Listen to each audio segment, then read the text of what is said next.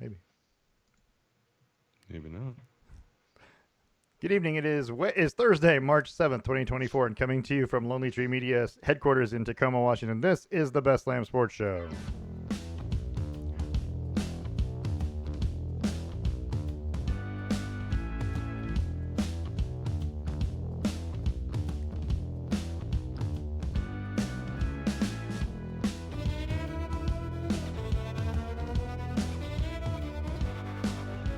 I'm trying different music in different spots.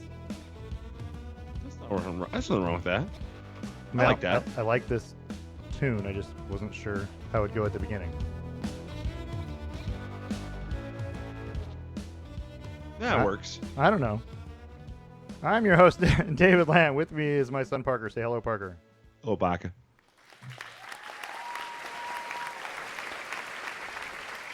Yeah, we do like the studio audience here. As usual. They're pretty good. I mean, they're on the ball. They have managed to stay quiet when they need to. They applaud when they need to. It's pretty good. It's a pretty good crowd. I mean, you got to be happy with that. People that follow directions. Yeah. Yeah. I mean, just saying. Like I said, it is Thursday, March 7th. And by the way, I want to wish you a happy Alexander Graham Bell Day. Okay. Did you use a telephone today? No. You didn't use a telephone. I'm kind of using one right now. Well, I guess that's true. If you use a telephone at all today, you got to thank Alexander Graham Bell. He got the patent for the telephone in 1876 on this day. I'm curious to know, is the telephone or the system of the telephones in any way the same as the thing that he invented? Like, before it was wires, electrical signal, things like that, but now things are wireless. Digital. Is the electrical signal the same? Or is it massively different? Like, would he be able to, and again, this is displacing him into a weird time, but would he be able to look at what's happening and go, I can see they're using it right there. That's my tech right there. Or would it be unrecognizable? That's a great question. I don't know the answer to that one. It's something we can't know the answer to. I mean, we have to bring him back. This is a Back to the Future question, and I don't know. I don't know the answer. I am going to say this though. Also, on this day in history, just FYI, on March 7th, in 1857, the baseball powers that be decided that 9 innings makes a complete game instead of 9 runs. It's such a stupid. Well, you got 9 players. It makes sense to have 9. I don't know why. An inning per person? I mean, how about this? Yeah. What if only one batter bats every at bat per inning? Maybe a lot faster, wouldn't it? And how would that work when he gets on base? It's just pinch runners. That's one. It's just on, pinch runners out there. I mean, that's how it works. That counts as a run if he gets on. It looks more like a cricket field where he just has to run to home plate or run to out the pitcher's thing and then right back. Yeah, I mean, maybe. I don't know. Did I just figure out cricket? No, you did not. By the way, that is not how cricket works. You can try. Yeah, you can try. You can. Yeah, you need to do some research. So next week I'll expect a cricket update. I got you covered. Cricket. That's gonna be good. We need a cricket update. I think once a month we should do a cricket update. Here's what's happening in cricket. Yeah, we should. And you know what? I mean, we could just rotate it. So like this week. So the first week of every month is cricket update, and the second week is a rugby update, and Australian football. Yeah, yep. Whatever. Just something. Just here's your 1 minute of cricket. I'm not as opposed to this as I should be. It's not a bad idea, is it? No, it'd be a lot of fun because every once a month you'll be like, oh, cricket. What's happening in the world of cricket? And then we can give the scores, which I don't even know how to read, by the way. And then maybe kind of possibly after doing it for 6-7 years, we'll understand cricket. Cricket trivia questions are right around the corner. Opens up a whole new trivia question there's group. Probably, yeah, there's a zillion cricket trivia questions. Like number 1, how do you play it? Why is the bat flat on one side? I mean, that's what I feel like. We're right on the verge of Do you think if they gave them like a curved like baseball bat that they could just hit it? They could just rip it. I don't know. I think a flat stick is easier. I mean, it's more surface area, right, to hit the ball. No, it's curved. I mean, it is curved. It's not like a flat backside though, right? No, I think it's curved on both sides. I don't know. That's a great question now that I'm thinking about it. That seems like something that a person with the internet. Also, where do could you look up. buy a cricket bat? Okay, Yeah, so they it's don't on all just the sell them. pictures I am seeing, Is it they're flat on one hitting side? it with the Yeah, flat the side. flat It's side. rounded on the back. It almost kind of looks like a what is that Yeah, sport? They have like that little like tube looking thing and they throw the ball with it. Like, oh my gosh. highline. Sure, yeah, that's the one. It's It kind of called a looks like the back of that thing. it's called a cesta. A cesta. Yeah, and you use a pelota, which is a ball. Just You know way FYI. too much about that. Right? So there you go. I also just Googled cricket ball compared to baseball because I want to know, like, if you threw a baseball bat in there, Is it different? could you rocket a cricket ball like a lot farther than with Right. a cricket bat, or does the flat side of the bat take a little edge off of it so that way it doesn't? Cricket bats, by the way, vary in price. There's quite a range there. You can get a cricket bat for like $19, but they have some that are like $250. That's not So surprising. I mean, there's a wide range of quality, I'm sure, and you know, I'm going to be learning how to play hockey here soon, and I've been looking into sticks. I didn't Yeah. realize that they're anywhere between like $100 and $1,000. Yeah. Big variance. It's also known as the willow, the cricket bat, because it's made of willow wood. Called the willow. It's made of willow wood, so sometimes they refer to it as the willow. Yeah, right. I mean, these are things. This is like I said. It's trivia questions for cricket. All right, stop it. That's too much. One more thing. In 1981, on this day in 1981, just so everybody knows, was the first homicide at Disneyland. And the only reason I bring it up is because 18-year-old Mel Yorba was stabbed to death in a fight with James O'Driscoll because he allegedly pinched his girlfriend's bottom. And that was how that's the happiest place on earth. I mean, not that's that what day. happened. Not for Mel Yorba, but I mean, he did get a pinch out of it, so maybe I don't know if it was worth it. But I wonder if there's pay. ever been a homicide at Disney World. Probably it's bigger. I would think there has to have been, right? This was just the first one. That's another statistic for another day. How many homicides have there been at Disneyland, right? I mean, if you've ever been to Disneyland for a whole day, by the end of the day, you would think there'd be a lot. I mean, like, people get grumpy. It's hot. I just Googled homicides at Disney World, and it brought up, there's a Wikipedia list of incidents at Disney World, but it's separated by Disney transport, so car, monorail, parking lot, tram, bike, and then it lists what incidents occur, but it's not like murders. It's like in this, the woman had heat stroke in this one, and in this one, a car rear-ended another car. Like, yeah, everybody gets heat stroke at Disney World or Disneyland. I mean, that's the thing. It's hot. That's what happens. Anyway. We got a lot of crap to talk about. Do you want to do a trivia question right now? Throw one at me. Yeah. Okay. Yeah. I'm actually gonna throw two at you. Let's start with the Stave and Stone trivia question. Go ahead. All right. This is one of my favorite one. Who is the last QB drafted #1 overall to start and win a Super Bowl? The last QB drafted #1 overall to start and win a Super Bowl. Yeah. Huh. Okay. It's a tough one because QBs don't usually go #1. Is it though? I mean, I feel like I have a good idea. Well, go ahead and tell me because I have a couple questions. Okay. Well, I mean, I'm going to throw one at you, but it's probably wrong. I want to say it's Eli Manning. That is correct. There we go. Nailed it. Bam. All right. Eli Manning. This NFC team has gone the longest without drafting a QB in the first round of the NFL draft. Ooh. Gone the longest without drafting a QB in the first round. That's right. Of the NFL draft. So which NFC team is it? An NFC team has gone the longest without drafting a QB in the first round of an NFL draft. San Francisco 49ers. That is incorrect. Ah. It is the New Orleans Saints, and they drafted Archie Manning #2 overall in 71. It had to be, and you know, as my second guess was one of those teams that has had a quarterback for 100 years, and that would have been Drew Brees, Drew Brees. Yep. Yeah, that's right up in there. Yeah. All right, and then finally, this is my favorite one on this list that I found. Okay. This NFL QB, who was the first QB taken the year he was drafted, has the highest number of passing yards for a left-hander. Who is he? Highest number of passing yards for a left-hander. For a left-hander. I didn't. Okay. I only know a couple of left-handed quarterbacks. I want to say Steve Young. It's not Steve Young. but he I'll let you throw out some but others. he was drafted into the USFL first, so he played in Uh, the USFL. But he's left-handed. that's Um, fair.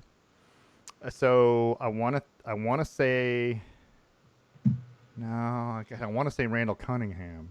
Negative. I don't know if he's left-handed or not to begin with. I mean, obviously not right, but I didn't know if he's left-handed. Left-handed quarterbacks aren't that many of them. Um, So I'll give you. You want a hint? yeah.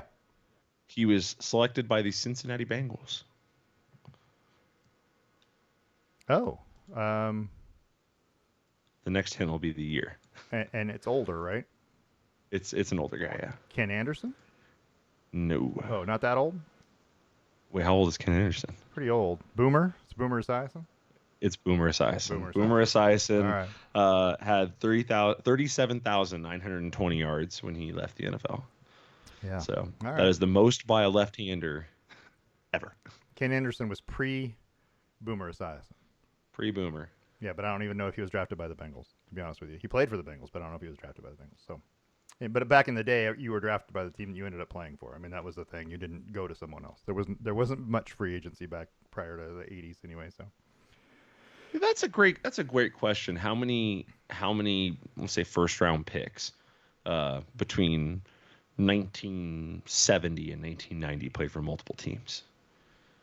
Because it good really felt question. like it was late 80s, 90s Not when that free many, agency became more popular, and right? then around the early 2000s, which definitely correlates right with the NFL, like just steering it off into the money. Yeah, That it started becoming even more popular. it was it was very commonplace then in the Yeah, two by thousands. by like 2002, 2003, it was Yeah, not uncommon for a person to leave. right. Although that being said, you think about most of the major players from like the late 90s, early 2000s, they had a tendency to play for those teams for a very long time until like late 2010. So like Peyton Manning's a great example. Yeah, He was with the Colts for what was that? 14 years? 15 years? Peyton Manning with the Colts. Yeah. 1998 to 2012. Yeah, that'd be So 15 14 years. years. Yeah, something like that. Yeah, So he was with them for 14 years, which is the career span of most people in the 70s and 80s. that's it. Yeah, I mean there was a few that went longer. I mean I think if you I give don't a know, team but not 10 many. years, you don't owe them anything else. Oh no, Like it doesn't not matter what the outcome really was. I. You 10 years is a long time. I don't have, and I don't. I have a problem with free agency in general with guys, every 2 years switching teams. But I don't have a problem with you switching teams after you've done your time. You know what I mean? You got drafted and you played 6, 7, 8 years for this team, Yeah. right? And they decided they didn't want you, or if you decided, hey, this isn't going in the right direction, and you want a different team, I'm okay with that. I don't like you going, oh, and as soon as my rookie contract is up, I'm going to be a free agent. I'm going to see how much money I can get and go play for whoever. Here's That's no here's what longer. here's where I can kind of understand some of it, and I have actually first. Jason Kelsey just retired. I'm sure we'll talk about that later. But he was on his podcast, and then they asked him, "Would you come back if all you had to do was run the tush push?" And he and he Just on goes, 4th down and 1. and he goes, man, he's like they'd have to pay me a lot just to run 3 plays a game, 50 plays a year. Right? I don't know. And then he's like he said he toyed with the idea of sitting during the season and then signing right before the postseason just to help with the postseason run. But I'm Yeah. like, but then he said that's not very fair to the No. starting center. Somebody else needs a roster spot too. Yeah, You know what I mean? exactly. So, Yeah. but the reason I'm partially okay with some guys, not all guys, is because of coaching. The coaching turnover is different now than it ever was. Yeah. Like they would stick with a horrible coach for 10 years in the 70s. Horrible being a rough phrasing, right? They'd stick with maybe him for 5 or longer. 6. Yeah, maybe Yeah. longer, right? That's just what made sense for the Browns. So you College just kept them. college did the same thing. I mean, Yeah, there were you just dealt with it. there were coaches at Oregon and Oregon State who coached for a long time with teams that didn't win more than 4 or 5 games a year. But now under a rookie contract, you can go through 2 coaches and 2 offensive coordinators Yeah. in your rookie contract. Yeah. And that's not a great stable environment necessarily. And hell, maybe the next coach comes in, you go, hey, I do like that guy. I want to stay. But And I get that. I could get that. I can get behind when the coach changes. You know what I mean? when there's a lot going on. Yeah, because like Odell wanting to leave the Giants. Yeah, Just the Giants. I'm not talking about what he started doing afterward, but when he originally wanted to leave the Giants were a mess. they were a mess. Why would you want to stay with that organization Right, who just went through 3 coaches in your, I think he did 8 years there, but then he goes to the Browns right. I of all mean, places, and then he has 2 coaches at the yeah. I Browns. mean, it was a mess. But yeah, and I don't blame him for leaving. Like I said, he did his time there in New York, and it And wasn't then he started going. You chasing know what I rings. mean? Yeah. And then Yeah, you're chasing rings or money or whatever it is you're trying to do, cement your legacy. I guess if that's what you're trying to do, I don't know, but yeah. yeah, I get it. I understand why you would leave at that point. I never understood the guys who are good players, quality And the players, and the team's decent. and the team is decent. But I think that I could probably make an extra $100,000 over that. Why?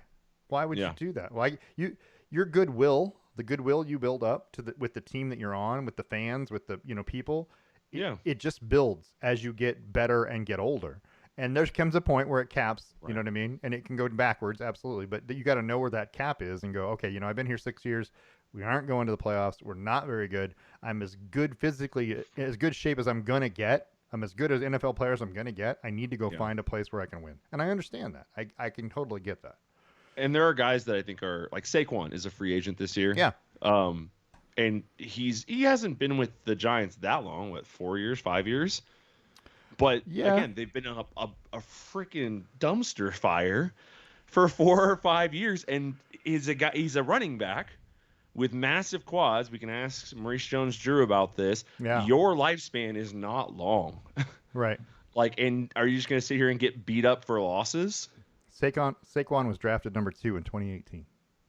Okay, so oh wow, 6 years. Okay, so Yeah. he gave 6 years to 2018. him. Well, so the Oh, 5 18 years. He's 19 going year for was the 6 years. first year, right? So his first year in the NFL, Yeah, 18 so 5 19. years. So through 23, 22, 23. No, And he 23, and he 24. did and he did sit Yeah.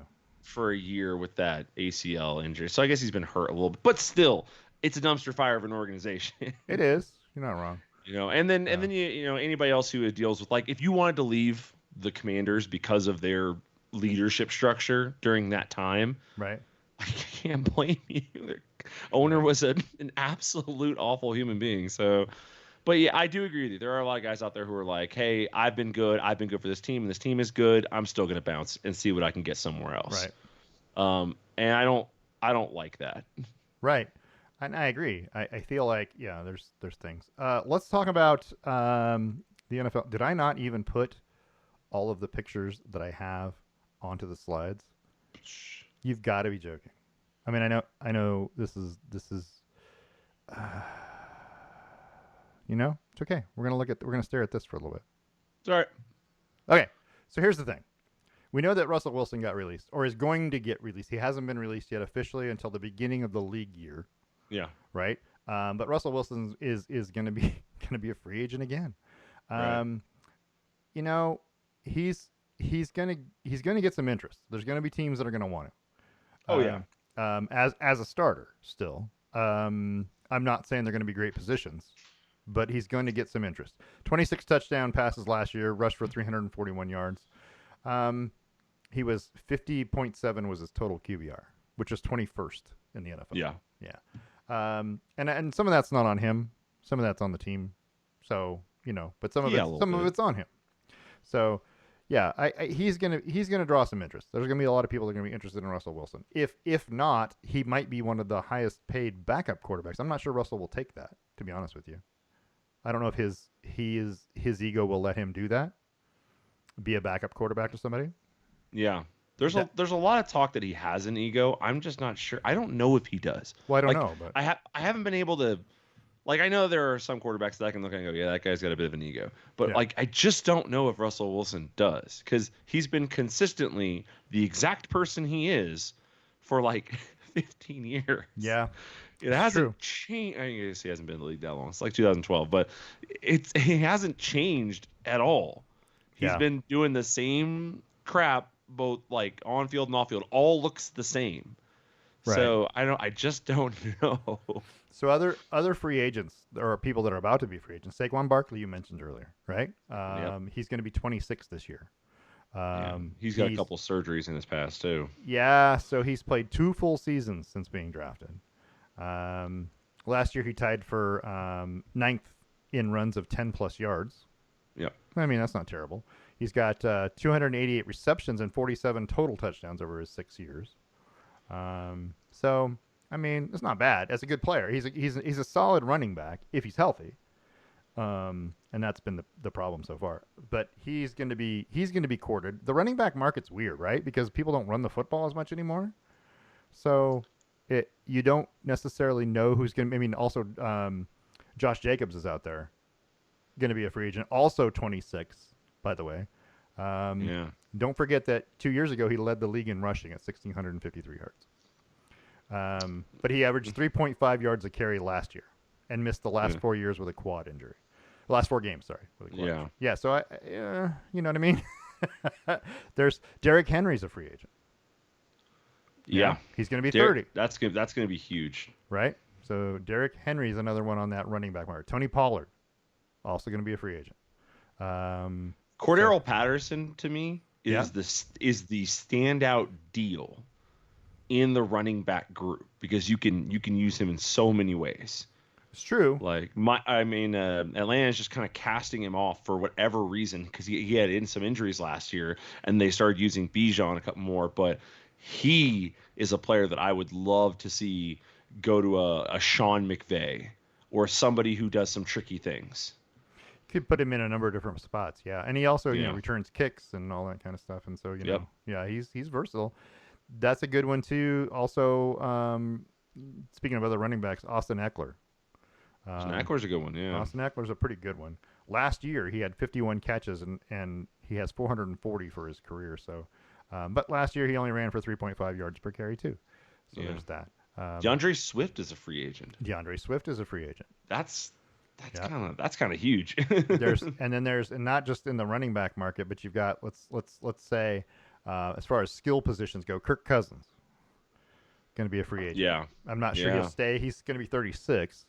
I would not be mad if the Broncos. I mean, he's expensive. Is the problem? He just tore his Achilles too. So I know. I can relate. yeah, I mean that's gonna be rough. Baker Mayfield, free agent. Yeah, I think they're still talking about getting a deal done, whereas I don't think Yeah. Kirky's talking about getting a deal done. He upped his value big time. I mean, last he year. had a hell of a year. He did. He really did. 4,000 yards and 28 touchdown passes. I mean, over 4,000 yards. I mean, this Yeah. is what I said to you for the last 100 episodes of this podcast: is that Baker Mayfield's a pretty good quarterback. Well, he just needs something. He needs a little more structure in his life, and the Browns did not have it. He needed something to go his way. He needed something, you know what I mean? And he finally got on the right. It never hurts to have position. Mike Evans. Well, that's true. I mean, I could probably throw a touchdown pass to Mike. But Evans. at one point, he had Odell and Juice and Njoku, and I guess they were pretty good during that time. But yeah. He got Mike Evans, and you could see a clear kind of turnaround. Other quarterback free agents are Gardner Minshew, Jacoby Brissett, Jameis Winston. I mean, not that they're anything to shout about. Ryan Tannehill is on that market list. People seem to be, well, at least in Tennessee, they were in love with Ryan Tannehill. Right. Sam Darnold is a free agent. He could be on another team next year. I don't know if he will be. I don't know what the status is. Sam Darnold's going to be seeing ghosts the rest of his life. He's Drew never Lock? going to start. Drew Lock. I'll be honest with you. I would not be mad about the Broncos bringing him back now that we have a coach who isn't content to run the ball 3 times and punt it. True. Because when we drafted Drew Lock, we had Vic Fangio was our coach at the time, and we did not have like an offensive identity. It was all just what I always call old white guy football. Just run, punt, run, punt. Maybe throw it if you have to. Yeah. So Drew I feel like never got the proper exposure, and he's done well in Seattle. In the time that it's been given to him, so can't be mad at him. Calvin Ridley. 76, Calvin Ridley had a disappointing year, no? Well, 76 catches, 1,016 yards, 8 touchdowns. Shit, maybe he didn't have a disappointing year. It's not terrible. He was the second or third receiving option on that team most of the time. But well, they had Christian Kirk. They had Christian Kirk, and they had I can't remember the other one, but anyway, yeah. Maybe he was the number 1 receiving option. And then Marquise Brown is You know, I'm not saying that's a great pickup, but I'm just saying at wide receiver. Um, Marquise Brown, does he's only plays for Arizona? yeah, Yeah. He could be so okay. he's going to be a free agent. There aren't many wide receivers in this market. I'll tell you what it's full of is edge rushers and defensive linemen. Yeah. Chris Jones of Kansas City is a free agent. That's going to be a huge pickup Yeah, for somebody. yeah, 10 and a half sacks last year. Um, he has 75 and a He's half expensive though. sacks and 12 forced fumbles and 26 pass breakups over his career. Mm. Yeah, and then you got Christian Wilkins from the Dolphins. Um, Yeah. Also, another one. You have Danielle Hunter of the Vikings, right? That's right. Chase Young of the Niners. Also, Eh, another free he was agent. kind of non-existent from when he got there. Well, Leonard Williams of the Leonard Williams is Seahawks. good. Bryce Huff of the Jets. These are all Jonathan Greenard, Houston Texans. There's a bunch of edge and defensive tackle guys in here. DJ Reader. Um, I mean, there's quite a few. So, but you know, both the linebackers for the Buccaneers, Devin White and Levante David, are both going to be free agents. Oh, interesting. Yeah, right. There's a bunch of guys that you just say, hmm. So I don't know. There's a lot of names. A lot of these guys are going to get signed back. You know what I mean? They're going to sign with the team that's there. They just haven't done it yet. But there's a lot of chance for a lot of players to change positions, and that's just kind of what happens in the NFL every year. So it'll be interesting. Yeah, there's some good stuff going on. There's some good stuff going on. It'll be interesting to watch for sure.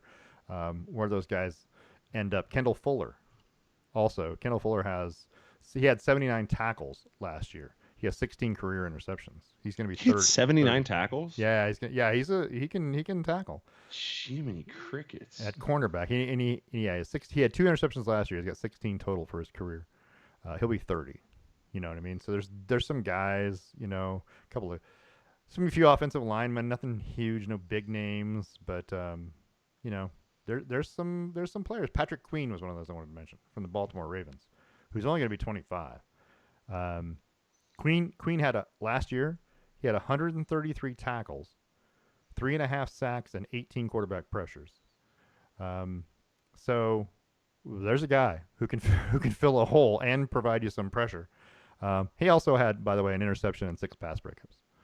So Yeah. there's a guy who can do everything. You know, Xavier McKinney at safety. There's Xavier Howard, and there's another corner. Well, I don't know if did you mention just a second ago the Broncos just released Justin Simmons today? We hadn't talked about Justin Simmons, no. That's huge Yeah. within that secondary Yeah, world. he's out there. And he's not as expensive. Like he costs less than Jamal Adams and a couple other guys. But he's out there and he's gonna help somebody. I'm kind of hurt by that one today. And Jamal Adams also now a free agent. Not that anybody's Jamal going to pick him out. Adams, He's an expensive guy, but He's an expensive and he's injury prone. that's true too. He's extremely injury prone. If you take a chance on Jamal Adams for his asking price, Take a chance. You're an idiot. Take a chance. Let's talk about the NFL Combine real quick. NFL Combine. I'm not a big Combine guy. I don't sit and watch it. Yeah. Mostly because it comes on during the week. Yeah, but because we have other crap to do. I have things to do other than sit and watch, quarterback number 43 throw, passes to wide receiver number 12. I don't know half the guys that are there. I mean, I'll be honest. I know the stars, the guys, I get it. Bo Nix is there. Michael Penix, Xavier Worthy made himself known, right? Things happen at the Combine, and I get it. I just don't put a whole lot of stock in that the Combine is going to make your decision of who to draft. I don't think that the physical performance things are things that I think it's more about the personality and the interviews. You know what I mean? Yeah. Those are super important, I think, to teams anymore. Is he a good fit personality wise? Is he a good person? Is he going to represent the team well? I think those are a lot of things that they look at. I know the physical factors are big, but these guys are so close together physically. I don't know that it matters. Worthy ran a 4.2, right? 40. Yeah. 4.22, is that what it was? Or 4.21? 4.22. Yeah. 4.22, yeah. Like the fastest 40 in a combine. Oh, ever. wait, Okay. no, it was initially reported 4.22 tying, and it was 4.21. 4.21. Confirmed. Yeah. Yeah, that's kind of crazy. So, And that's, don't get me wrong, that's blazing fast. oh no, it is Jeez absolutely. Louise. It is You realize that this man, in theory, if he doesn't have any degradation there, can clear a football field in about 10 seconds. yeah, and Jeez. that's great. This is great and all, but I feel like so Worthy ran it in 4.21. John Ross of Washington ran it 4.22. Yeah. And this was how many years ago? But I mean, John this Ross is 2017. this is all yeah, this is all time. But I mean, there are guys out there who have run. I mean, what's the difference between a guy who runs 4.21 and a guy who runs 4.26 or 7? Nothing. It's I mean, once you put pads on, right? It's nothing. I mean, there's really nothing separating them. But here's what it does. It tells you certain athletic intangibles. Okay. Like like so we know that there's a tier of guys who are 4.4 and faster, 4.3 and faster, and I think that section is moving all the time. But like once you see that a guy's in that tier, it doesn't matter if he's a 4.3 or 4.2, he's fast. There's only been So we don't have to work on his speed training. there's only been 7 players in the history of the combine that have run faster than a 4.3. Wide receivers, sorry. There's Oh, been wide receiver. 7 wide I was gonna receivers. say I see like a ton here. 7 wide receivers that have run Yeah. faster than a 4.3. And you only know, I mean, I only know John. I don't even know where if John Ross is still playing football. Um, Ooh, that's a great question. but I don't can tell know. you this: I know Henry Ruggs is or was Not is what Henry Ruggs is in prison. is in prison. Yeah. Marquise Goodwin, Yeah, okay. he's playing. He's around. Tyquan Thornton, who? Tyquan Thornton. Yeah. Yeah, I J.J. don't know. Nelson, and Jacoby Ford. Those are the names of the other guys that ran a Yeah. sub 4.3 wide receiver. So they're not like famous guys. The guys, Yeah, a lot of guys don't stick. what you get is the guys in that next group, the over 4.3, below 4.4, around 4.4 guys that have been around that can do not just burn down the field, but they make cuts. They don't lose speed when they turn. You know what I mean? Yeah, you find a bunch of them there. Brandon Cooks, DJ Shark, and Mecole Hardman and DK Metcalf. These are all in that group. You know what I mean? And there's Yeah. just a ton of guys that are still playing football. And being fast is great. The fact that he ran a 4.21, okay, great. Can he catch it? Can he turn and beat a guy? Right. Or does he just see, run by him? and that's why there's a bunch of these things Right. that kind of play into it. And Right. but it gives you a like a bracket to put them in. Do I need to teach him footwork for his 3-cone drill? Do I need to teach him footwork, or does he got it? I mean, Jeff Mill, by the way, I don't know if you know, still holds the record for the 3-cone drill time. Yeah, well, 6.42. Whoop, whoop. This is what the reason I bring this up. Xavier Worthy didn't run the 3-cone drill or the 20-yard shuttle, didn't do a bench press, but what he did do was jump, and he was high in the 10-yard split, the 40-yard dash, the vertical jump, and the broad jump. Okay, great. He's fast and he can jump. I get it. He's got strong legs. Not necessarily agile. But You know what I mean? But I like the combine. I don't like it as a big spectator event. I don't think it really matters. They really don't need to put it on TV. Like, you could stream it online. If people want to hop in and watch it, whatever. Yeah. But I guess the NFL Network's not really doing anything else this time of day. So, I mean, who cares? Just watching Rich Eisen talk about stuff. But it does, like I said, it does give you a little baseline for how you look at him and go, okay, this guy has the speed I'm looking for. Now I can do more research, because if you kind of set in your head like, hey, I want 4.4 or better guys, right. and then you go to the combine, you're able to select your 4.4 or better guys, and then you say, okay, now I want guys who can run clean routes, and then you watch some of their route running drills and you go, check off this guy, check off that guy. It just kind of helps you narrow things down a little bit, and then eventually you get them in for a team workout. Right. And the team workout is where you find exactly what you want. And I'm still watching. I watched the second group of quarterbacks throw, and that included Michael Penix. And I'm sitting here listening to him talk about how great he is on the TV, and watching him overthrow every receiver. And Receiver. And I'm like, come on, man. I mean, you're telling me how great he is. How come he can't drop a ball on this guy? Yeah. Oh, and they literally said right before he threw the first one, he go, oh, when Michael Penix throws, it just brings rain. It goes so high and it loops right in. He overthrew that guy by 20 yards, the first guy, and it was a line, just zoom down the field. And I'm like, that is not any better than anybody else I've seen today. And anyway, it's just that kind of thing. I watch. This is when I watch the combine. When those are the things that I pick up on. Or I'm like, what are you talking about? Where did you get the idea that this guy is awesome? Because I'm watching him throw the football. He don't look good. Yeah, these aren't his receivers. I get it, but he gonna go to the NFL and not throw to his own receivers. They're gonna be guys he's practiced with for what 2-3 months. Yeah. Yeah, they're not his guys from college. It's not, he doesn't have the timing with those guys. He's got to develop it. So he's going to look a lot like this when he gets there. Anyway, it's just things that you see. I mean, I watch some of it. I just watch it with a grain of salt, I guess. Take it with a grain of salt, all the results, because I'm like, I meh, I think everyone does, yeah. because It's Caleb Williams is still the number one quarterback, right? I mean, yeah, I think so. It's so funny though when you look at you go to NFL.com and you sort the combine, then you look at the draft or the grades, the combine grades. Yeah, The combine number grades. one combine grade is Malik Neighbors. Malik Neighbors, yeah, He's going to be a top 5 pick, top 6 pick, but yeah. he's not going to be number 1 or 2 or 3 or 4, even though he's higher graded than all of them. But they don't You need know? that guy. You know what I mean? They're not gonna. The number one team is not gonna take No, him because they don't need that I position. I get that, but my Yeah. point here is that you want to talk about grabbing the best person you can. Everyone can use a receiver. It's All right, true. everyone can use a receiver. So let's not act like you don't need that. Although a quarterback is more important. But Caleb Williams is the third highest ranked. How could he possibly at 6.76? How can he possibly be that without doing any drills? Yeah, that's what I'm saying. How can you possibly say he's better than her when you didn't watch him head to head? He didn't do anything. He didn't do anything. Yeah. Yeah. And then for reference, Bo Nix was a 6'4'3". Troy Franklin, another Duck, was a 6'4". JJ McCarthy was a 6'3'9". But then you got to keep scrolling on down for a few seconds before you finally find Michael Penix at a 6'2'5". Yeah, that's a long ways down. There's a So big difference. he came in noticeably below in terms of quarterbacks. The way they graded him was Caleb, Jaden, Drake, Bo, JJ, Penix, and Yeah. Spencer Rattler was below 6. So Yeah. it's just a very interesting. The combine doesn't mean it doesn't. The problem is that it's hyped up like a thing we need to watch. Right. That's where the error is. That's It's correct. not a thing we need to watch. We don't need to watch But it. does it have value? Probably. Yeah. But not to us. No, not really. Yeah.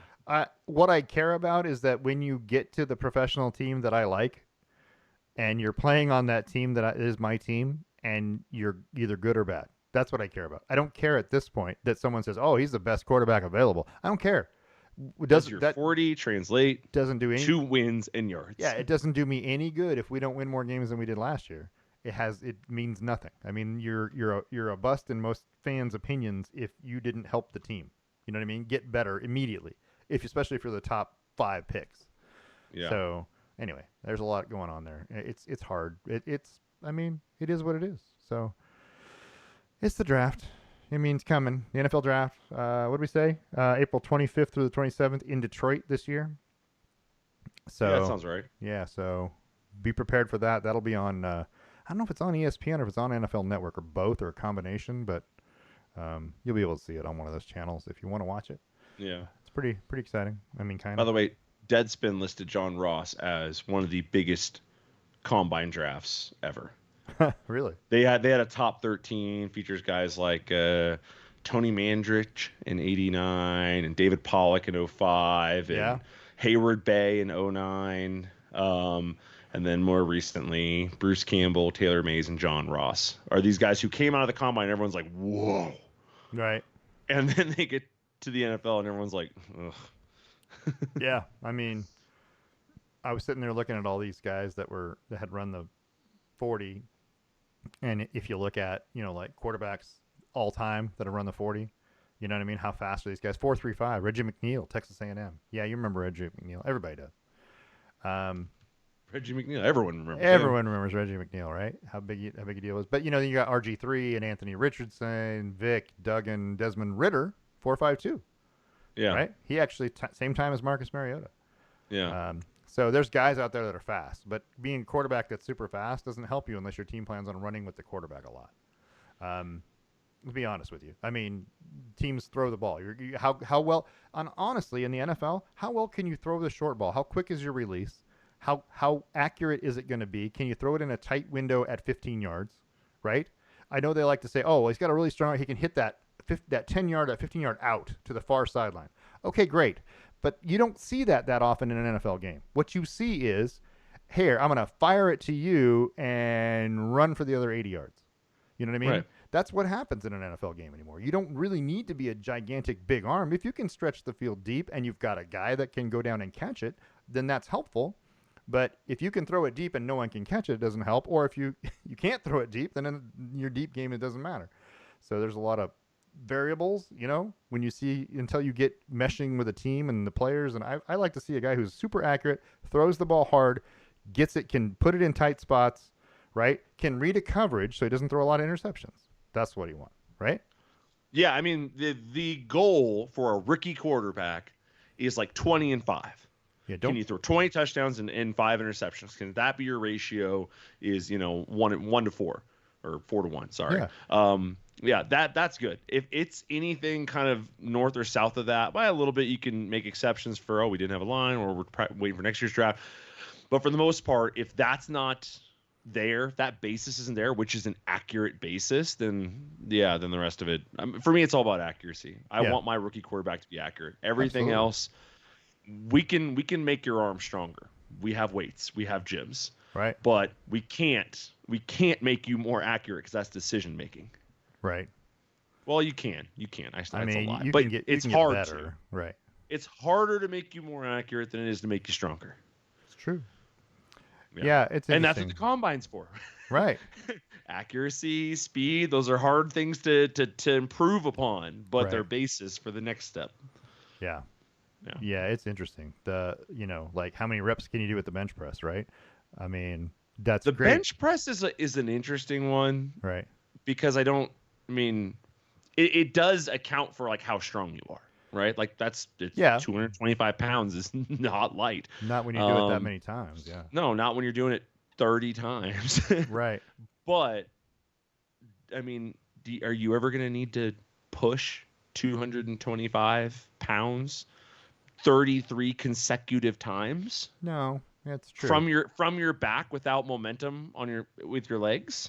I feel like, and there's the other thing is that if you take any one of these events in a vacuum, right? Like, okay, here's the 40-yard dash. You're going to run the 40-yard dash today. Okay. But I'm not going to make you do anything else today. Okay. I'm sure that my 40 time is a lot faster than it would be if, hey, we went out and practiced and then I ran the 40. Hey, let's go practice for 30 minutes and then go run the 40. Because that's what happens in a game, right? Yeah, that's what's going to happen in a game. Can I see you run 26 routes over the course of 3 hours and then do a burner in clutch time? Right. Let's see how fast you are now. Yeah, because I bet that number is probably closer to 4.7 for most receivers than it is to 4.2. Late in the fourth. Yeah. Late in the fourth quarter after you've been battling it out all game, especially if it's a high scoring game. You've gotten your work in. Stephen Paella from Oregon State had 49 reps at the bench press. He has the all-time record, by the way. Did you see the video of that kicker doing 28 reps? Huh.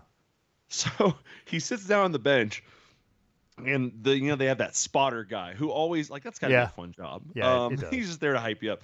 But he sits down on the bench and he leans back and he pulls it off, and then he starts to go, and when he gets to about 6 or 7, which is pretty standard for kickers, the guy starts to lean his hands over. Yeah. And the kicker guy kind of shakes him off. Does a quick shake of his head and shakes him off, and then proceeds to crank out another 25. I don't need no help. Get off. 20 reps. Yeah. Get off me.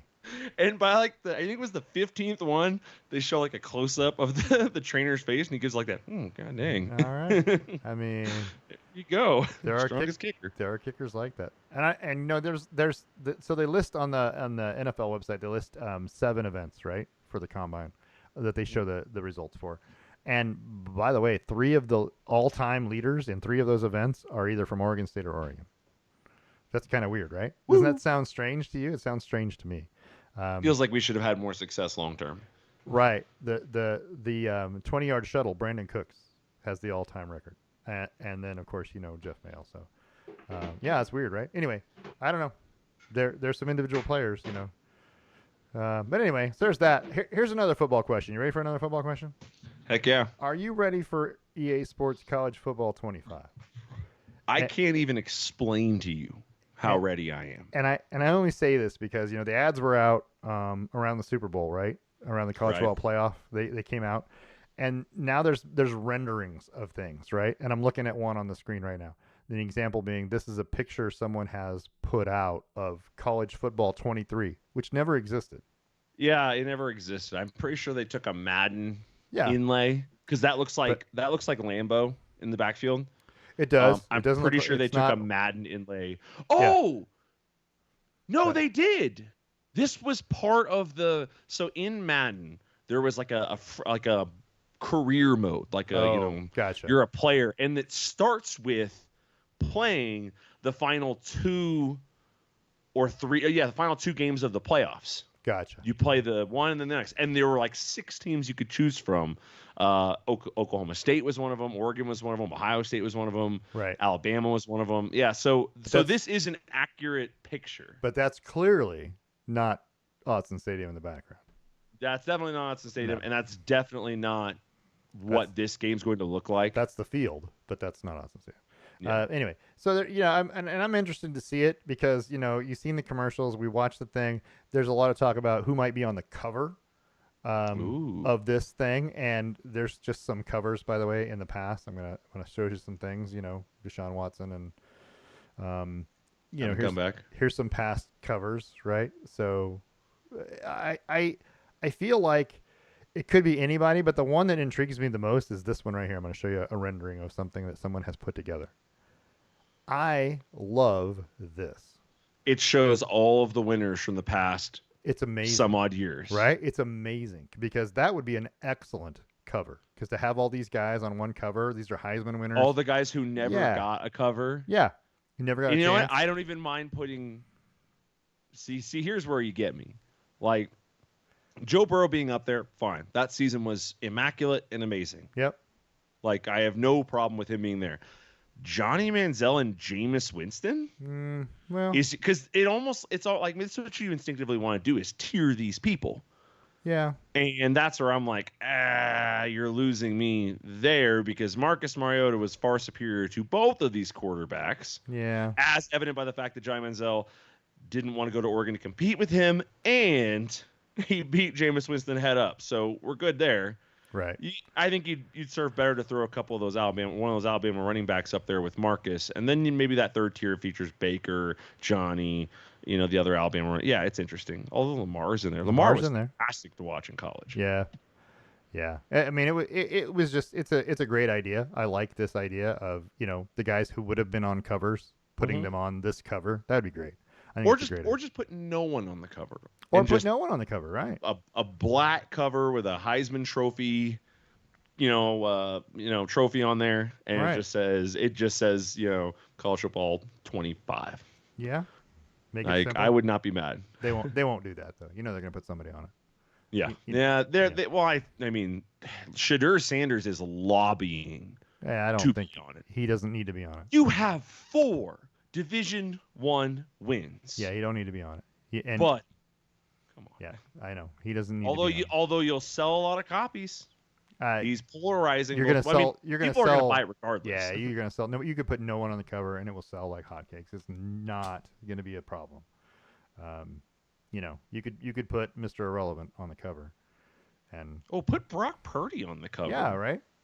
Best Mr. Irrelevant in history. Patrick Mahomes. Put Patrick Mahomes on the cover. Right. The dude's got 3 Super Bowls. There you go. They could do Yeah. all that. Put him. There's a lot. There's a lot of options. Put him out there in I his- do. I do not mind the way they did this though. in his Texas Tech red. Yeah. Anyway, yeah, it'd be interesting. I don't know. We'll see how it goes, but I'm looking forward to playing the game. I really am. Yeah. I think it's gonna be. Great. It's so funny because You- Cassie's tired of hearing about it already. We've been talking for a long time, by the way, already. I just want to let that be known. 53 minutes. It's about normal. I mean, yeah. So I have a couple other things I want to talk about, and I'm going to skip over a couple things because we just don't have time. Yeah. We'll talk about the NBA and the NHL next week, and we're heading towards playoff. Most teams have about 20 something games left, Yep. give or take. So we'll talk about them next week and the push to the playoffs. So we'll cover that. I want to cover Major League Baseball has just started, by the way. Major League Soccer, too. We're going to cover them next week, too. Yeah. They have just started, too. But Major League Baseball, spring training has just started. March 28th, the season officially starts. That's opening day. And I think all the teams play on opening day. But spring training is – and I went to a spring training game last year. and watch the Royals play the Reds. And it is a good environment. If you haven't been to a spring training game, if you're ever down in Arizona or Florida, go watch one because the tickets are not expensive. The seats are all good. There's no bad seats. The stadiums aren't big enough to have bad seats. Usually, you can get a berm Yeah. seat out in the outfield, like these, like you're just going to see on the screen here. You can get a berm seat for like $10 and go I see sit a on a lot of blanket. people sitting on the berm out there. I see. Yeah, My problem is I don't want to sit I on the can't do blanket. that. I can't do that. No, Give me a damn you're chair. right. Yeah, well, even those seats are like $20. You know, $25. They're not bad, and you're gonna get lower level easy, really good seats for not much money. And you're going to Yeah. watch a lot of players because you're going to see it's better than in a regular Major League Baseball game. You're going to see these 9 guys and the occasional substitution or pinch hitter. Maybe you see 12 position players and 4 pitchers, right? Off the 25-man roster, you're going to see 16 guys. Yeah. In minor league base or in spring training baseball, you're going to see like 40 guys play. I Hmm. mean, they're on there all the time. Including Will Ferrell 20 times. Including Will Ferrell and his one whatever batting average is He has something. like a pro sports reference Yeah, I page, saw that. and it's hilarious. Yeah, yeah. The transaction list where Yeah. yeah where he's been traded and released and traded and released and yeah, it was pretty funny. Anyway, but I only bring up Major League Baseball because Major League Baseball is also talking about expansion, and I want to talk about expansion for a minute. Because and this is not the expansion picture that I wanted you to see, but that's okay. We're going to talk about expansion in this particular order. So Major League Baseball is talking about expanding. And here's the potential cities that are at the top of the list. I want to say this kind of in order. Nashville, Tennessee, and the reason they're talking about it, Nashville has a AAA club, the Sounds, but they Yeah. also have Major League Soccer, NFL, NHL, right? So it's a major league city, Nashville. City population 689,000. The metro area has over 2 million. They're the 27th largest TV market. Just going to throw some numbers out. Just, if you got something to say, feel free to chime in. But Nashville's a very pretty Yeah. city. I Good think it'd weather. be a good one. Good weather for It baseball. would kill their double A team or whatever Oh, it they're is. going to Yeah. get. They have to get rid of the AAA team. Yeah, Yeah, yeah. but yes, great city to put that in, and it's a good heart of America type city. So yeah, Portland, Oregon, is on this Portland, list. Oregon, Uh, it wants it, but it can barely. It doesn't Portland's have room for it. Portland's almost the same size city as Nashville. I mean, 650,000. The metro area is a Yeah, little bigger, 2.5 million. The TV market's higher, 22. And the only other they have the MLS and they have the NBA. That's what they have yeah, there. So they wouldn't be sharing a lot of TV with the MLS. I mean, but the MLS is on a different thing. So you know what I mean. You're not sharing, TV time in the summer or even in the fall, just with basketball starting with the Trailblazers. But Portland's going to be interesting. There's a long shot probably to get something, but you know, yeah. there's an organization that's trying. It wouldn't be bad. Yeah, Austin, Texas is yeah. Let's is not put another baseball team in Texas. well, and Austin, Texas is on there for a reason. Um, so I didn't realize, I guess, how big it is. The city population is 961,000 in Austin, and the metro area is 2.4 million. But they're going to lump in this as being the Austin San Antonio team. Metropolitan area. Right. Well, San Antonio has 1.4 million in the city and 2.6 million. So combined, they're over $5 million in that, or 5 million people in that area. But the TV market for both of them is no higher than San Antonio's 31st largest market, TV market. However, they do have a major university and soccer team in Austin, also an F1 city, and then San Antonio has basketball, right? Yeah. So I don't know. I mean, I see the value in it, but let's not put any more things in Texas. They want to be their own country anyways. Let Like 'em let's be. just let that happen, and they can have their own interdivisional league that just is the Rangers and the Astros playing each other all year long, and let's not do more for Texas. Montreal. Montreal would be kind of a fun one. They had a team, right, at one point? The Montreal No. Expos, yeah. Expos, yeah. Yeah, which used to be the Washington Senators. No, is that right? Don't quote me on that. Montreal had a team. They were an expansion team, I think, so maybe not. They might not have been moved. But anyway, Montreal had a team, the Expos, who are now the Florida Marlins. So, That's right. Yeah. yeah, so Montreal had a chance. But they also have a CFL team. They had a hockey team, NHL hockey. It's a big city, Montreal. So, I mean, it's not. Oh, they became the Nationals. In Montreal became the 2012, Nationals? Oh, yeah, following Montreal moved to the 2004 season, Nationals. So, where did the Marlins come? Were they just a true expansion? they must have been. They had to be. That could be. I get all my teams mixed up. They move around so much because Yeah. Washington moved to Minnesota when they were the Senators first. They moved to Minnesota. Anyway, that's a long time ago. But Montreal has 1.7 million people in the city, 4.2 million in the metro area. They're huge. I Yeah. mean, it's a huge area. That's a good Um, that's a good place for one. yeah, I mean, it would be, but they already had a team and they couldn't keep them. I guess I don't know for whatever reason, but it Mm. might not have been the city's fault. I guess you don't penalize the city, but anyway, it's one of those things. Um, we're also talking about Mexico City, right? Eh. Which I'm not fond of. But by the way, the city population of Mexico City is 9 million people. Yeah. It's busy. Yeah, and they like baseball. I mean, so but I don't know about being in Mexico City. That brings up a whole different Here's thing. something that you'll kind of throw me on. Like what and this isn't a I guess it kind of matters, kind of doesn't matter. What about guys who say, "Oh, there's a Mexico team? That's where I want to play." And then all of a sudden you have a super teams being built in Mexico because we have so many players from south of the border. There's some other issues with being in Mexico. Number one is there's a super high crime rate in Mexico City. Um, no, How no, that affects our players is kind of well, there is a notorious corruption yeah, issue it's within true. Mexican sports. Right. It's going to be tricky. But I mean, would you want to live in Mexico City if you were drafted by Mexico City? I Which wonder if there is are, I don't know enough about Mexico City. Are there good neighborhoods? probably. I just don't know. Probably. Yeah. Right. It is, and then the travel is going to be an issue. They're 600 miles south of any U.S. city. Mm. So the stadium, by the way, also sits at 7,300 feet. So That's it's two, I don't care about that as much. Once I mean it's 2,000 feet higher than Coors Field. I hear you. It doesn't We're at a, so it's funny. I was talking to I had a doctor's appointment the other day. And I was talking with him about elevation and things like that. right. And because I told him when I moved here, I was like, yeah, it was kind of tough. And he goes, it's really funny. He's like, when people first come here, they have a little bit of a hard time acclimating and things like that. He's like, but people who come and go from here a lot, it never seems to bother them. And then that led us to talking about we don't know how athletes do it. And he was like he's like their bodies are built differently.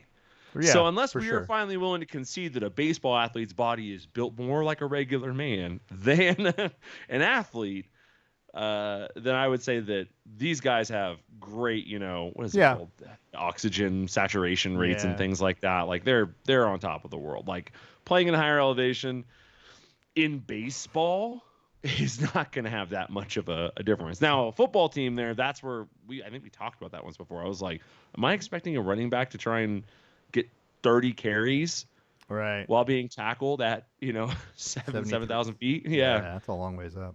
That's a lot of work for that guy. Am I expecting an offensive lineman to put in that sort Well, of work? and I'm not even necessarily thinking about it from the athlete point of view. I'm thinking about it of the ball carry point of view. The lighter, Ooh, you know what would I the mean? ball The carry farther or Coors less far? Coors Field has more home runs than any other ballpark because of the altitude. And even though they moved the fence out at one point in time, right, to stop it, but imagine being 2,000 feet higher than that, and you know what I mean. That ball's going to go a lot further. So what are you going to do? You're going to have an outfield that's 600 feet to the fence. You can't. Yeah. No one's going to cut. You're going to have base hits galore, and you won't be able to cover it. That's my issue, I think. Um, Hmm. so you know what I mean? Because even at altitude, everyone thinks of the home run, but don't think of the home run. Think about that soft line drive that the shortstop catches. It falls right in his glove. Is now a Well, base yeah. a base hit at a higher elevation because it just carries 10 feet higher and 15 feet further, and it just drops in front of the outfielder. Those are the hits that are going to make the difference. A home run's usually a home run no matter what, but um, it's those hits that just carry out of the reach of somebody or just over the top of people. You You'll know, love this. There's an article on colorado.edu called "It's Out of Here: The Physics of Baseball at Mile High." yeah, And yeah, that'd be good. it says that here, baseballs fly about 5 to 10% farther Right, on average than at sea level. At sea level being optimal there because there's a couple stadiums at sea level. There's a bunch that aren't. But the thing that I think that they're noting in that article is that it's fly balls. Deep fly balls are now home runs, right, and that's what isn't normally. I mean, your base hits, yeah, your what's it called your infield hits that become base hits is one thing, but like deep fly balls that normally just get caught near the racetrack or near the track now become home runs. Right. And those got to be killers too because they just hang forever. The and by the way, the second highest stadium elevation in Major League Baseball is the Arizona Diamondbacks at around just over 1,000 feet, between 1,000 and 1,100 feet. No So shit, that's the really. second highest ballpark. And, so you can say what you want, but most places they're near water, Well, and here's what matters. yeah, It's not helping the Rockies. not the Rockies, but it's probably helping the visitors.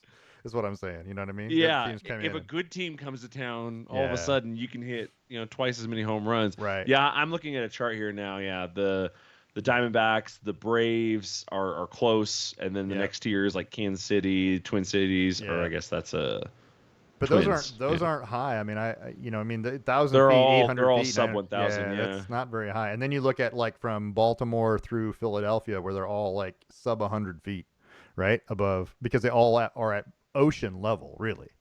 I mean, Right. these are cities that abut the ocean: Houston and Boston and Baltimore and Seattle and New York. You'll you'll love this comment. I pulled up a graphic that says altitude of home stadiums, Yeah, and it has like a chart. And yeah. obviously, it's really crazy because the Rockies one's really high. But the first comment is, for some reason, it never occurred to me the Great Lakes region was at anything other than basically sea level. Also, Atlanta, but after quick search, it sounds like the foothills of the Appalachians. And somebody said Niagara wouldn't exist if the Great Lakes weren't elevated. Kind of. And I I went, mean, oh man, yeah. he's kind of right. Right. And then somebody down here, we are in the foothills of the Appalachians, and it's hilly AF here. But Hilly but if AF you tell here. people we are in the foothills, they say, "What? Really?" And I'm like, "Yeah." And then down below that, do you see just below that, the Rockies finally winning at something. Fine. I can read Reddit all Uh, day because people yeah. people stay undefeated on there. Oh my gosh. And then of course I've heard Ohio is round on the outsides and high in the middle, which that's the old joke. So right, Oh gosh, that's a good one. that's so Classic. stupid. Classic. Anyway, I just want to bring up one oh no, wait, there's more. Hold on. We haven't talked Oh about wait, there's more. Charlotte, North Carolina, which has a baseball field in the middle of town, by the way. So Charlotte, North Carolina is one of those cities also and there's a good chance. I mean, Charlotte has Major League Baseball, and it has, or not Major League Baseball, it has the NFL, and it has the NBA, NBA, yeah, and it has NHL, the Carolina. and it Yeah. has a. Nope. Does it have a soccer Hold on. team? NHL's in Raleigh. Close enough. Yeah, Charlotte does not have an MLS team at this point. Oh, they don't. No, they don't. Interesting. But Charlotte's a big city too, and so they almost 1 million people, in the city. They have I don't know. They're talking about it, but that's one of those things. And then the Yeah, last, Charlotte FC. They have an MLS team. are they in They play at Bank of America. They started in 2019. I don't remember Charlotte being, but all right, Well, I'll that buy it. doesn't mean they're good. I'll buy that. They haven't been very good. And the other option, San Jose, California, was the other leading, I really want to say the same thing as Texas. Don't give another Californian right. one, but it's good weather for baseball. It is good weather. Well, San Jose's, Can be warm. I mean, but it's essentially extended San Francisco. Yeah. So you can get a lot of rain there. Right. And But you're, I mean, and you're gonna lose Oakland. and I mean, who cares about Oakland? It's so stupid. Right. So anyway, have you ever been to Oakland? Because I've been to Oakland. I've never been in Oakland. No.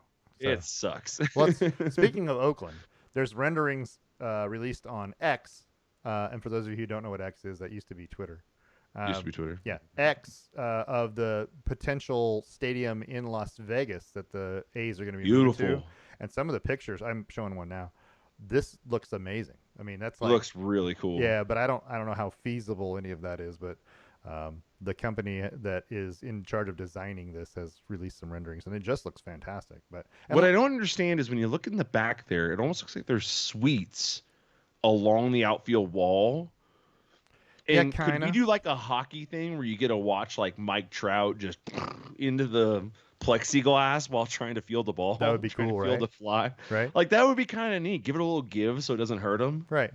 Well, Now I we're mean, talking. yeah. Well, I don't know Mike Trout's going to go crashing into the walls, but Yeah, Mike Trout doesn't strike me as making those moves anytime that's soon. a rookie second-year guy, right? He's we he's let make it a name. bounce and and we throw it. Yeah, he's got to make a name for himself. So Yeah.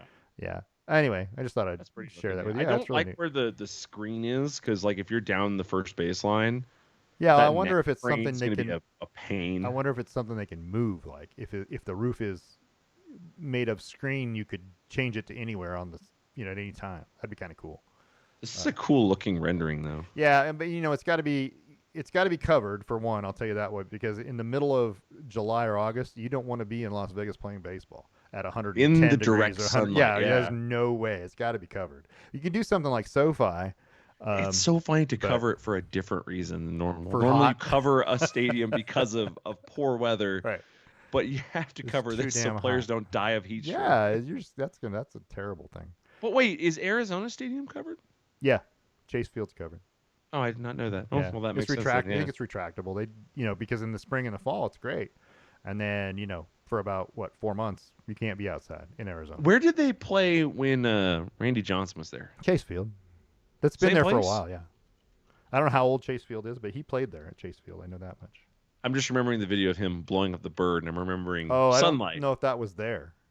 Oh, I don't think he was in Arizona. I think him blowing up the bird was in Montreal or Toronto or somewhere where he threw the ball because it was a seagull that he hit.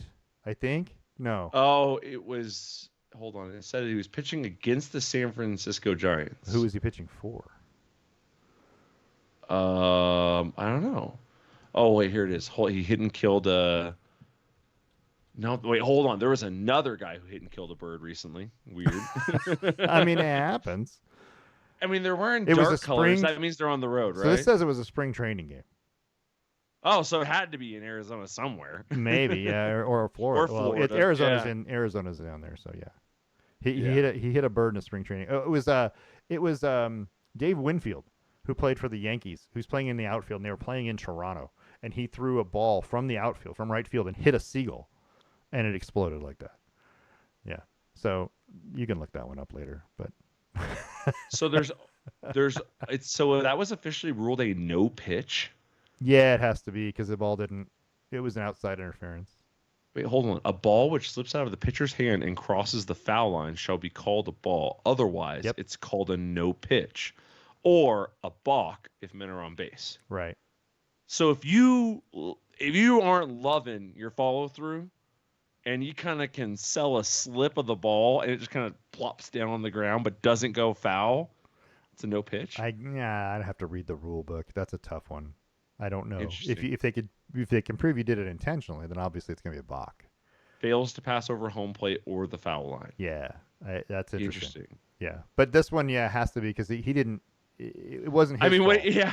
Yeah. I feel like this is one of those ones where even if you ruled it like incorrectly officially, Right. like everyone on the field would go, "Yeah, that doesn't count. Well, Let's just do that again." There's only been a couple of players in baseball history to get a birdie.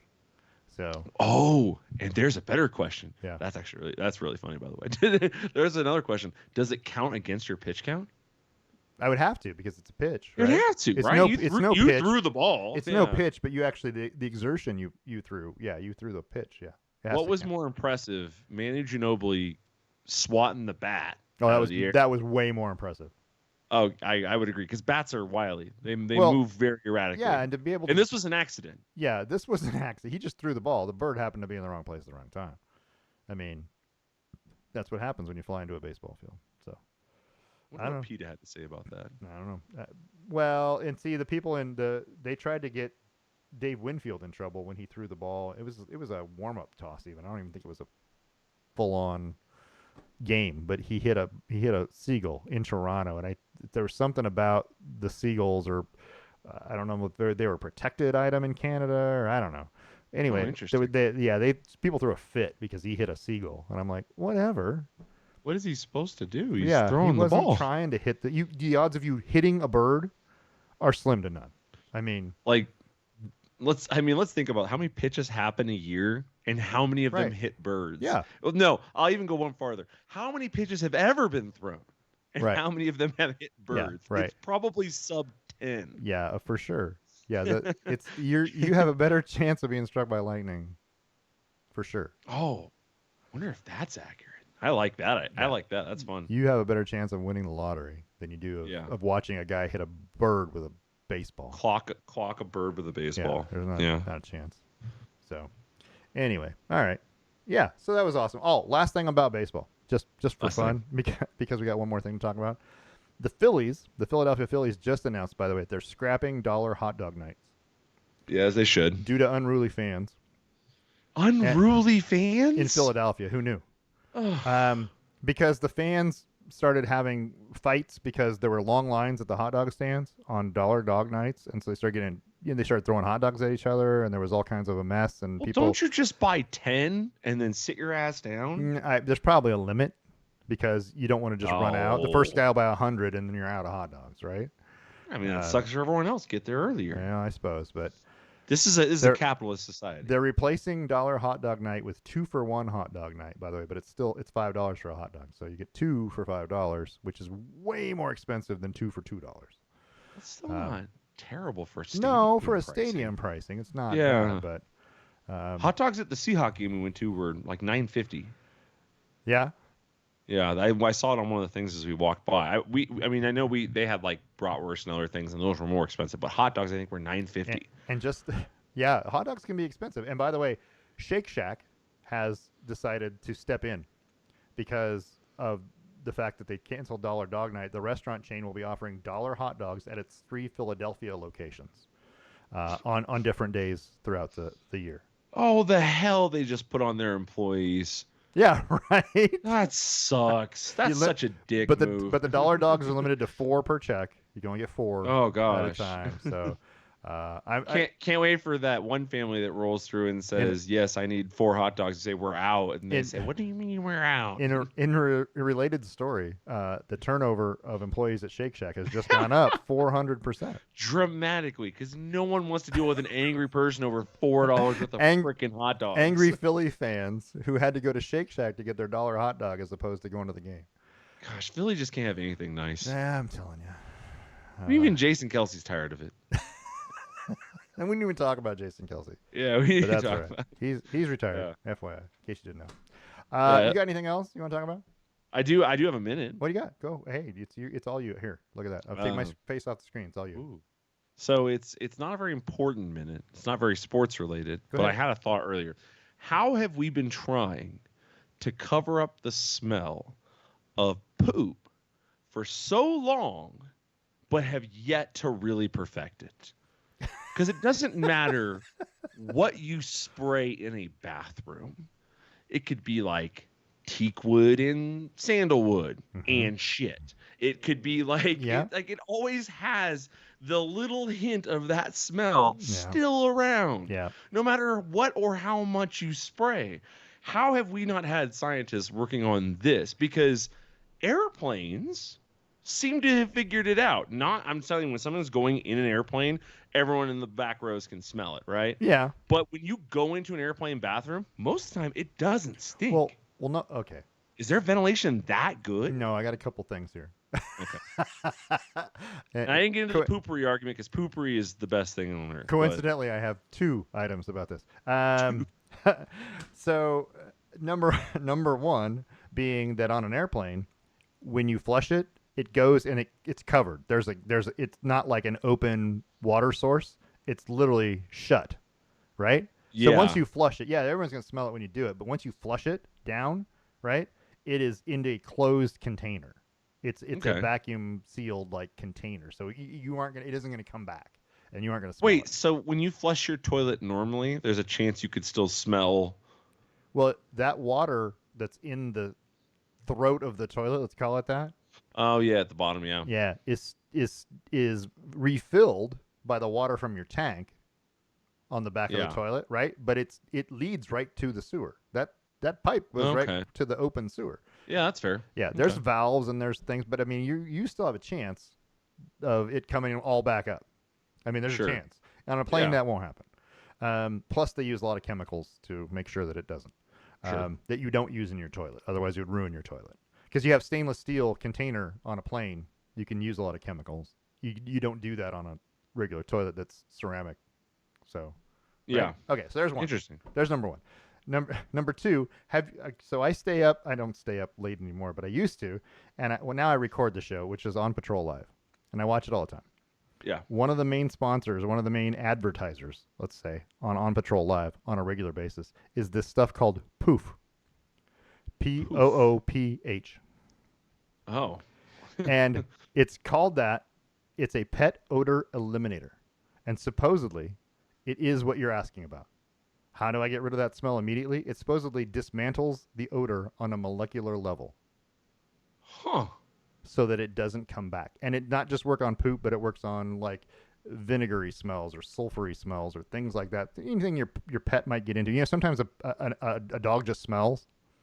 I mean, they get into something or they just, something they're Yeah, secreting. yeah. This stuff apparently eliminates all that. Just eliminates the odor. So now, how does this work for humans going to the bathroom? So what I'm saying is that this technology is out there. How come we aren't using it for humans? Why are we only using it on dogs? So I That's feel like interesting. you could spray it in the toilet or spray it, when you go to the bathroom, and it would probably do the same thing. I don't know, but I haven't tried it, so I don't know. I'm not willing to Could spend the $20 for the bottle. could you spray like a layer of poopery in the tank, and then each time it refills The with poopery already? the poopery is terrible. Come on, man. Well, it doesn't smell good, but it creates a barrier. It's the best thing we got. It's the best attack we got. I don't need it to smell great. I just need it to not smell. That's what I'm asking for. I just don't want What any smell. what I'm saying is why we're attempting to eliminate smell Right. or subdue smell, but why would we half-ass it and try and subdue smell? Why wouldn't we really go hard at eliminating the smell? Right. And why hasn't there been strides in this? Because I'm spraying the same cans of Glade and whatever it is Yeah. that everyone has been spraying for 30 years. Fresh linen. Yeah, exactly. Right. Fresh linen. It hasn't changed in years. Hawaiian but, breeze. But it doesn't do anything. Fresh pine. Fresh. Yeah.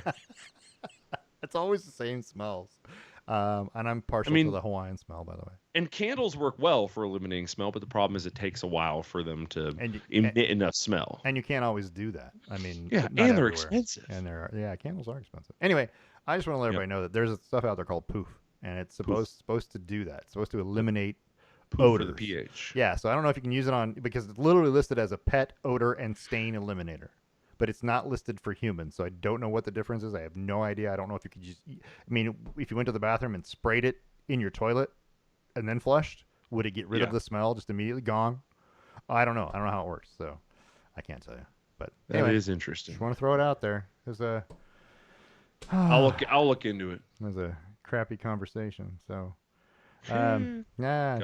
where's my rim? I don't have the rim shot. Anyway, all right. Anything else? No, that's all. That was the big gripe of the day. Hard hitting stuff we talk about on this particular show. Yeah. I don't even know. I don't even know what this sounds. It's the serious journalism. Yeah. Yeah. I mean, we talked about Dollar Hot Dog Night. We talked about Alexander Graham Bell. Yeah, we talked about a lot of stuff. It's true. Next week, we will talk about NHL, the NBA, Major League Soccer. We're going to cover those three things. If we cover nothing else, we're probably going to talk about NFL free agency again. But we'll talk about at least those three things for sure next week. MLS has just started, so we're not missing too much. But the NHL and the NBA are gearing up for the playoffs. It's going to be interesting. I don't know. I lost a lot of interest in some of those sports, just FYI. Just until the playoffs start, I kind of lose interest. I watch the occasional game, but I don't watch them all because do I really want to watch the Carolina Hurricanes and the Florida Panthers play a meaningless game in early February in a game where they're probably both not going to make the playoffs and it doesn't matter? Not really. I don't want to see that. So I don't know about you, what your feeling on that is. We'll see. Yeah. Anyway, but we'll talk about that all. We'll talk about that next week. So anyway, I want to thank ESPN. I want to thank the NBA, the NFL. I don't know who else. EA Sports, because I was using their logo. Look at that. EA Sports. We need to thank. Major League Baseball, ABC, NBC, CBS, Fox. Anybody else that I might have stolen stuff from. Just I want to thank all of them. We also want to thank the listeners. Thanks for listening. This has been a Brain Rock production, a division of Lonely Tree Media. Thanks, and we'll see you next week.